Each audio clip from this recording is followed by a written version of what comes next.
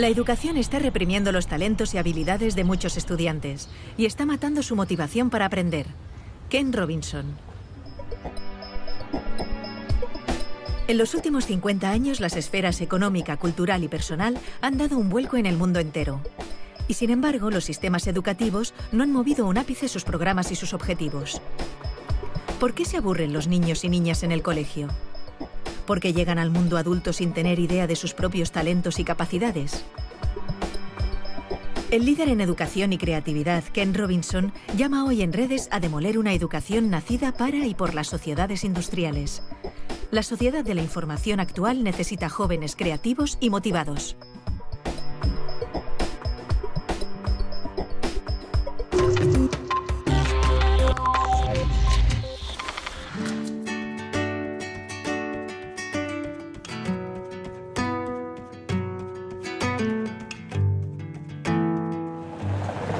Debe hacer 60 años o algo así, era comienzos de la década de los años 50. Y aquí en esta escuela de North Hollywood High School es donde hice mi bachillerato. Me llamaban Eddie, que es el diminutivo de los norteamericanos para Edward o Eduardo.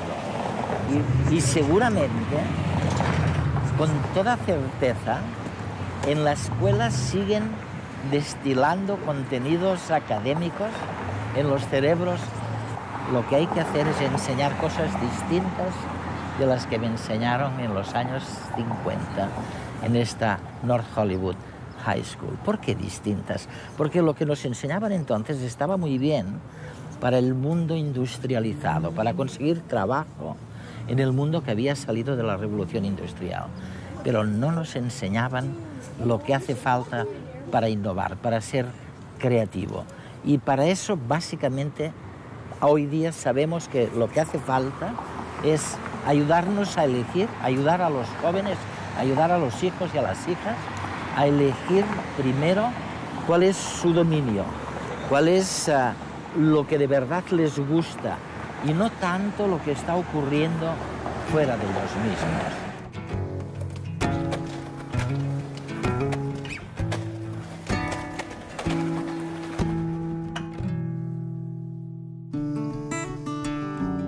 Mark Prensky, escritor y consultor, especialista en aprendizaje, resumió en redes hace unas semanas las capacidades escondidas de los niños.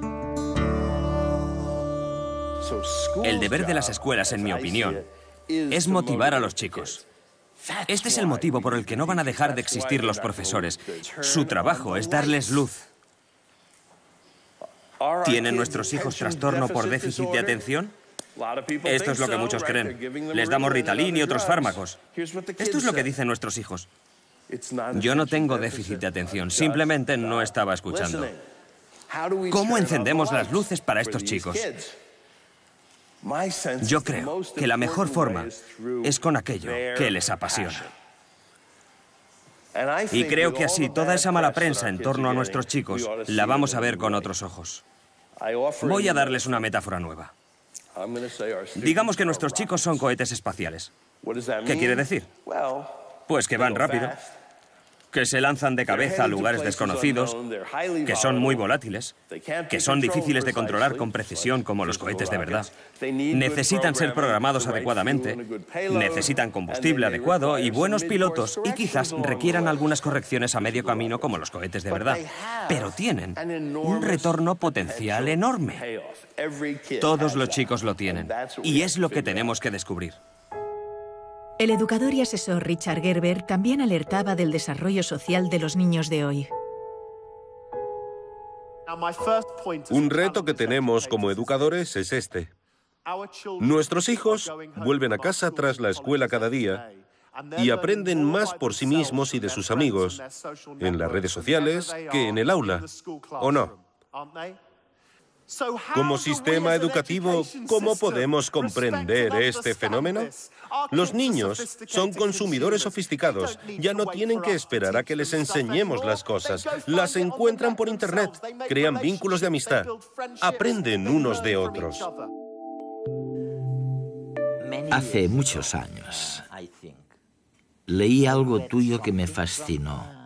porque pensé que nadie había dicho antes algo tan sencillo y tan cierto a la vez. Dijiste que elevar los estándares o los niveles de educación no sirve de nada si los niveles en cuestión no son válidos o si están equivocados. Y desde entonces he intentado leer todo lo que has escrito, como Out of Our Minds, por ejemplo. ¿Podrías explicarnos tu punto de vista? Mi experiencia es que la mayor parte de nuestros sistemas educativos están desfasados. Son anacrónicos. Se crearon en el pasado, en una época distinta, para responder a retos diferentes. Con el tiempo, se han vuelto cada vez más limitados. En todas partes del mundo hay intentos de reformar la educación, y uno de los grandes mantras es que hay que elevar los estándares. Y me hace gracia porque, por supuesto que deberíamos mejorarlo siempre, pero no sirve de nada aumentarlos si están equivocados. Por ejemplo, en la mayoría de sistemas, se insiste mucho en elevar los estándares de matemáticas y de lengua, que por supuesto son muy importantes, pero no son lo único que cuenta en la educación. Las disciplinas artísticas cuentan, las humanidades cuentan, también la educación física. Me gustaría saber si es cierto que ha habido tantos cambios turbulentos, que ha surgido esa disparidad o esa gran brecha entre la educación por un lado y las necesidades individuales de las personas por otro. ¿Cuáles son, de verdad, esos cambios que han ocurrido? Pues creo que hay varios. Si nos planteamos cuál es el propósito de la educación, los políticos a menudo hablan de volver a lo esencial, a lo básico. Y creo que hay que hacerlo. Pero primero tenemos que ponernos de acuerdo sobre qué es lo esencial. En mi opinión, la educación, desde la guardería hasta la formación de adultos, tiene en líneas generales 3 objetivos. O por lo menos debería tenerlos. Uno de ellos es económico. Es innegable que una de las grandes expectativas que tenemos sobre la educación es que si alguien tiene estudios, estará en mejor posición para conseguir un trabajo, y la economía se beneficiará. Por eso invertimos tanto dinero en la educación. Y ahora no es así. El problema es que las economías del mundo han cambiado diametralmente en los últimos 50 años. El mundo cada vez está más dominado por los sistemas de información. Estamos inmersos en una economía de servicios y la industria se ha trasladado fuera de Europa. Ahora mismo se ubica mucho más en Asia. Por consiguiente, económicamente, el mundo de ahora no tiene nada que ver con el mundo en el que tú y yo crecimos.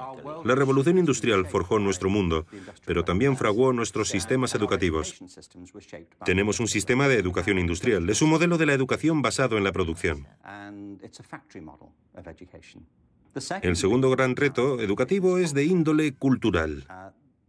Una de las cosas que esperamos de la educación es que ayude a las personas a comprender el mundo que les rodea y a desarrollar un sentimiento de identidad cultural, una idea sobre su lugar en el mundo. Sí. Si analizamos los sistemas educativos de todos los países, en España no hay duda de que esa expectativa está presente en el sistema de enseñanza. Se pretende ayudar a los alumnos a conocer mejor la cultura española, y lo mismo sucede en el resto del mundo. Es una gran expectativa de la educación. El problema es que el mundo también se ha transformado culturalmente en los últimos 50 años. No tiene nada que ver con el mundo en el que crecimos. Cada vez es más interdependiente, más complejo y también más peligroso culturalmente en algunos aspectos, más intolerante en ciertas cosas. El tercer gran objetivo de la educación es personal.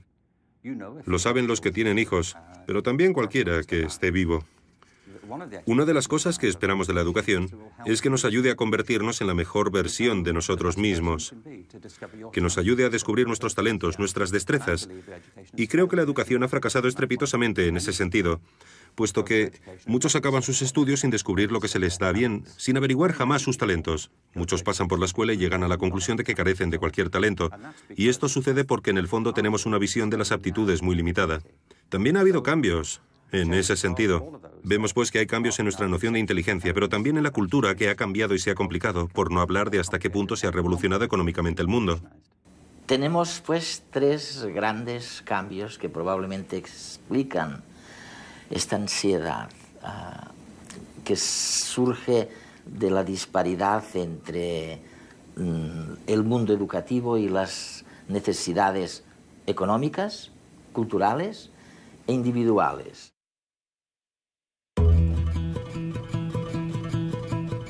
Hacer un fuego, cazar, recolectar plantas comestibles, fabricar recipientes y armas.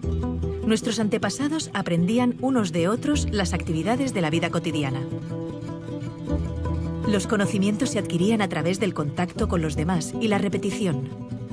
Hasta que miles de años después se inventó la escritura, la primera gran revolución en el aprendizaje. Entonces, los textos comenzaron a vehicular buena parte del conocimiento.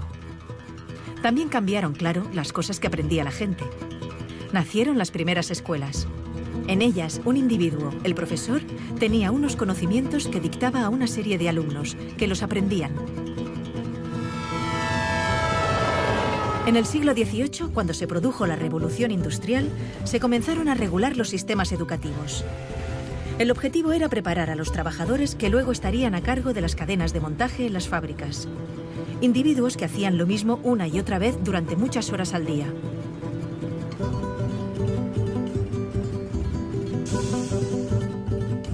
La escuela que se inventaron seguía ese patrón. Todos los niños repetían y repetían de memoria determinados conocimientos. Un proceso estandarizado y lineal, en el que les enseñaban aquellas materias que se consideraban útiles para la recién nacida economía industrial. Es el modelo que ha perdurado hasta nuestros días. Sin embargo, ya no nos sirve, porque el mundo, en el último medio siglo, ha cambiado radicalmente. Los avances espectaculares que se han producido en ciencia y tecnología han hecho, por una parte, que pasemos de ser una sociedad industrial basada en la producción masiva de objetos a una sociedad de servicios y de información, en la que el motor son las ideas y la creatividad, la capacidad de inventarnos nuevos oficios más acordes al siglo XXI. Y por otra parte, los descubrimientos científicos nos han permitido conocer mejor cómo funciona nuestro cerebro, el órgano encargado del aprendizaje, y descubrir algo que los griegos ya sabían, que no aprendemos repitiendo, de memoria, sino haciendo, cuando nos emocionamos. Por eso, hay que transformar la escuela de arriba a abajo. Necesitamos un sistema educativo que, mediante el aprendizaje social y emocional, fomente la educación personalizada, que potencie el desarrollo de cada individuo, que estimule la creatividad, la pasión, la energía, el talento. Porque nuestro futuro está lleno de nuevos retos que requerirán nuevas soluciones. Y estas dependerán de cuán creativa, vital y variada sea la gente. Y también feliz. Y para ser feliz necesitamos realizarnos y desarrollarnos. Descubrir y cultivar aquello que nos motiva y hace sentirnos bien. Bienvenidos a la escuela del siglo XXI.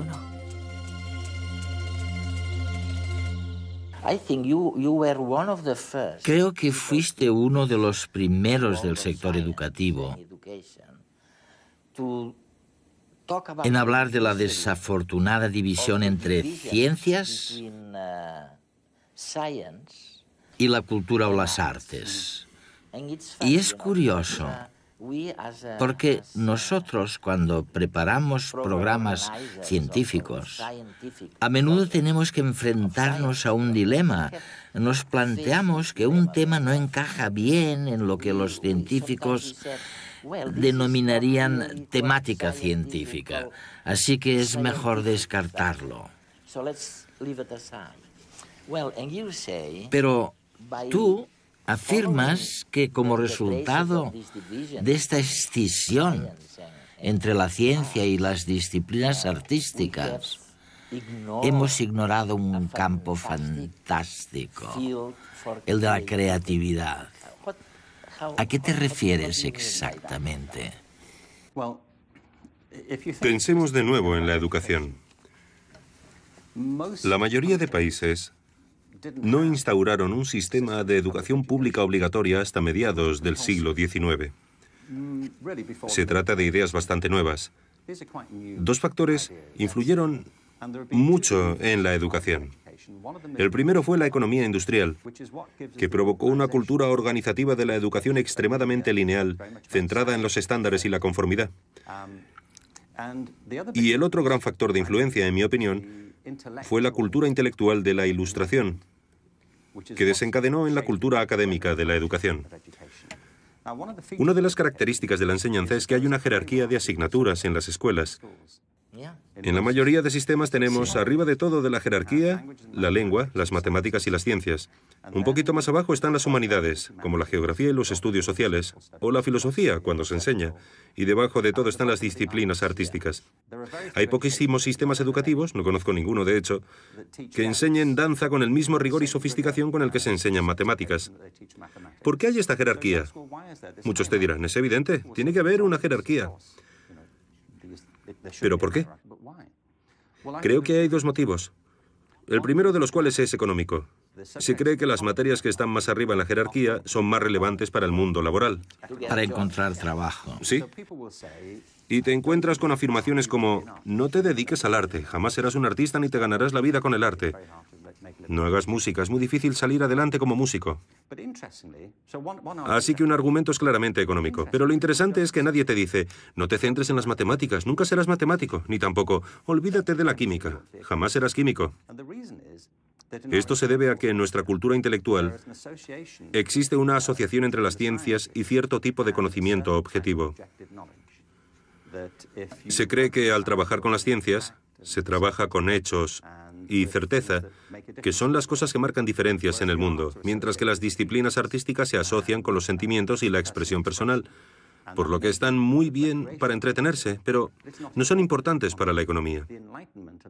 La Ilustración y la Revolución Científica crearon un modelo de inteligencia y conocimiento que ha imperado en nuestra cultura. Desde entonces, el arte se ha asociado con la corriente del romanticismo del siglo XIX, con la expresión de sentimientos. Y creo que es un problema enorme, porque esto ha disociado el intelecto de la emoción. Y hemos pasado a considerar ambas cosas como separadas, en detrimento tanto de las artes como de las ciencias. La creatividad ha pasado a asociarse con lo artístico y no con lo científico, porque se cree que la creatividad tiene que ver con la expresión individual de las ideas. Yo propongo, entre otras cosas, retomar una concepción de la creatividad que nos devuelva la relación entre las disciplinas artísticas y científicas, puesto que ambas salen perjudicadas de la separación. Mientras hablabas, pensaba en el patrón que sirvió para establecer que alguien estaba en la parte adecuada del conocimiento, lo que llamamos el cociente intelectual. ¿Por qué demonios hemos creído durante tanto tiempo que la medición del coeficiente intelectual era importante para la vida económica? ¿Por qué? El cociente intelectual fue una de las nociones que surgió del crecimiento de la psicología y la sociología, de los intentos de aplicar las mismas características de las ciencias físicas a las personas. Lo importante es que había dos fuerzas. Por un lado, un verdadero espíritu de investigación, para ver si podíamos medir la inteligencia igual que medimos el movimiento de las mareas, pero también coincidió con el crecimiento de la educación pública, que requería una manera eficaz, rápida y objetiva de caracterizar a las personas para poder educarlas. Se necesitaba saber, en cierto modo, si tenían una inteligencia normal, inferior a la media o extraordinaria. Alfred Binet, cuando creó el primer test de inteligencia en París, estaba interesado en los niños con necesidades educativas especiales. Para descubrir cuáles eran sus necesidades, necesitaba tener una idea de cuál era la capacidad media. Este era el objetivo inicial. No obstante, los test de inteligencia se volvieron fundamentales para la categorización de alumnos en las escuelas públicas, pero también para la selección en el ejército. Se han convertido en un mito, me parece. Han pasado a formar parte de nuestro léxico cultural como si fueran objetivos. Una de las organizaciones más importantes que hay es Mensa, la organización de personas con cocientes intelectuales altos. Y me parece estupendo, no voy a criticar a Mensa, pero me planteo si esto es así realmente. En realidad, el test de inteligencia solamente mide la capacidad de hacer test de inteligencia. Hay personas a las que estos test se les dan muy bien, Si queremos saber lo inteligente que es alguien, por lo menos deberíamos aceptar que la inteligencia entraña mucho más de lo que se puede medir en un test de inteligencia. ¿No deberíamos incluir también otras preguntas? Como por ejemplo, ¿sabes componer una sinfonía? ¿Sabes interpretarla? ¿Gestionar un negocio de éxito? ¿Sabes bailar? ¿Sabes escribir una poesía que conmueva a los lectores y les haga llorar? ¿Tienes empatía? La empatía, sí. Si el ser humano solamente tuviera las habilidades que se miden en los test de inteligencia, la mayor parte de la cultura humana jamás habría existido. Yo no querría vivir en un mundo así. ¿Tú sí? No. Tenemos una visión de la inteligencia muy reduccionista.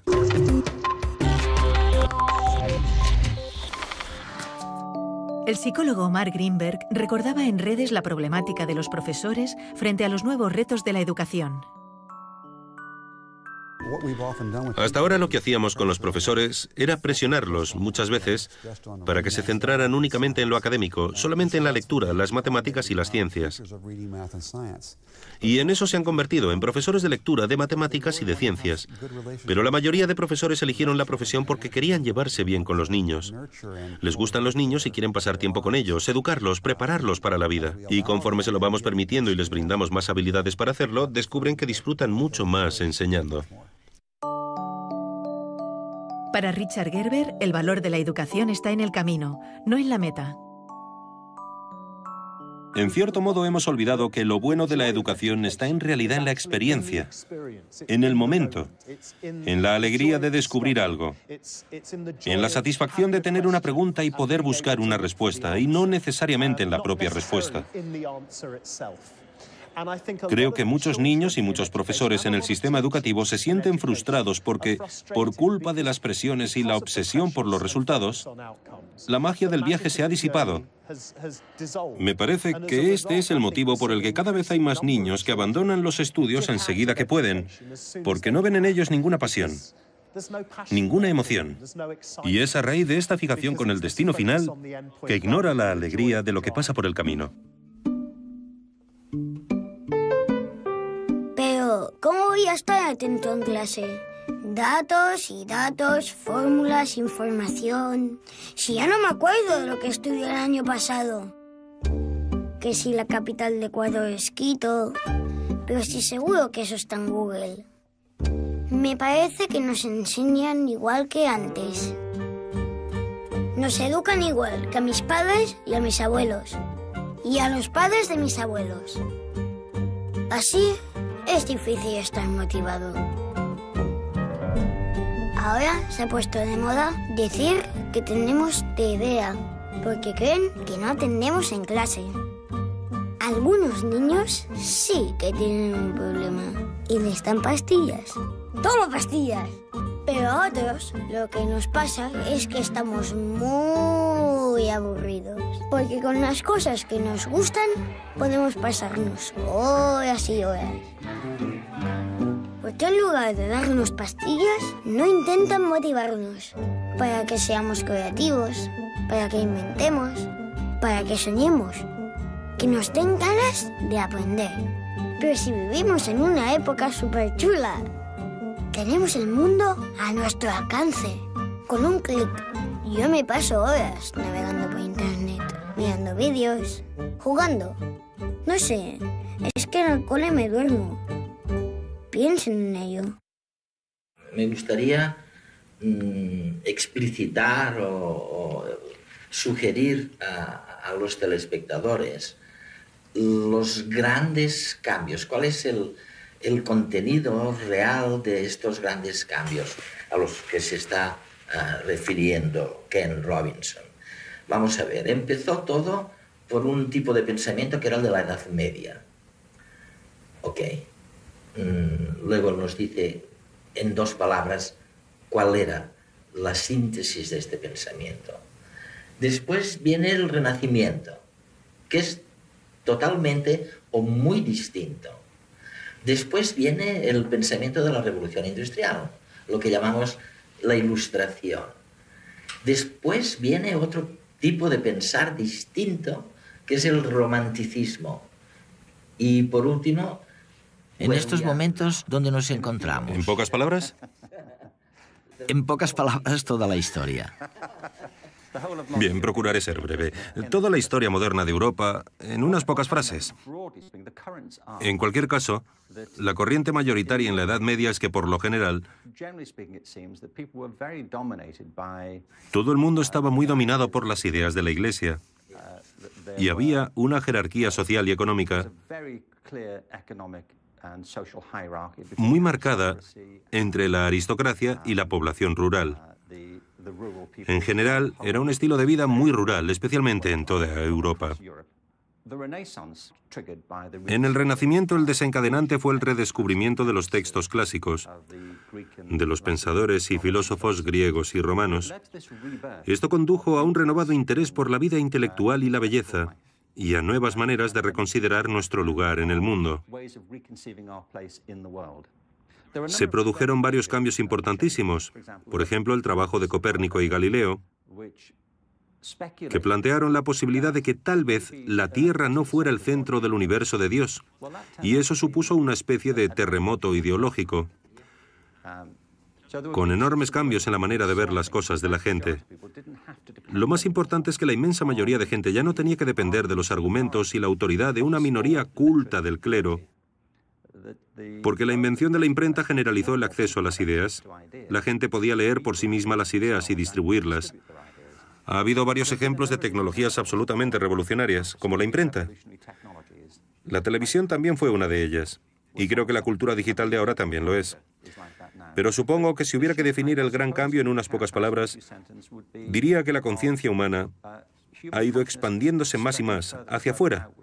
Hemos dejado de mirarnos el ombligo para intentar ser más objetivos sobre nuestro lugar en el mundo y el orden de las cosas, a medida que pasábamos de la Edad Media al Renacimiento y a la Ilustración. En líneas generales, dejamos de considerarnos el centro de la creación de Dios para vernos como parte de un cosmos mucho mayor. Ahora mismo, nuestra generación, y con esto no me refiero a ti y a mí, sino a toda la generación de personas que habitan en la Tierra ahora, a todos los que convivimos en el planeta, tenemos que enfrentarnos a retos que carecen de precedentes en toda la historia de la humanidad. Uno de los motivos por los que defiendo con tanta pasión que hay que modificar la educación y replantearse la creatividad es porque me parece que, a no ser que cambiemos nuestra manera de pensar en nosotros mismos, no estaremos a la altura de los desafíos a los que nos enfrentamos ahora. Y si no hacemos frente a los retos, las consecuencias podrían ser desastrosas.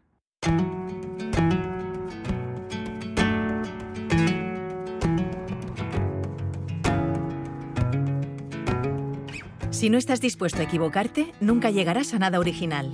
Ken Robinson.